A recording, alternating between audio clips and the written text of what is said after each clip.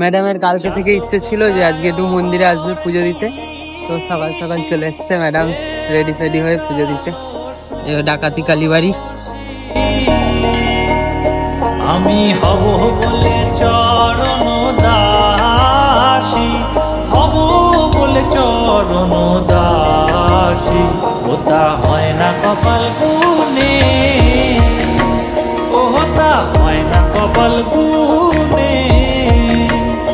আমার মনের মানুষের সনে, আমার মনের মানুষের। আচ্ছা বাবু, তুমি ভগবানের কাছে কি চাইলে? এই ভগবানের কাছে চাইলাম যে যাতে তোমার ভালো হয়, তোমার ফ্যামিলির আমার ফ্যামিলি সবাই সুস্থ থাকুক, ভালো থাকুক, এটাই চাইবো। আর তোমার নিজের জন্য?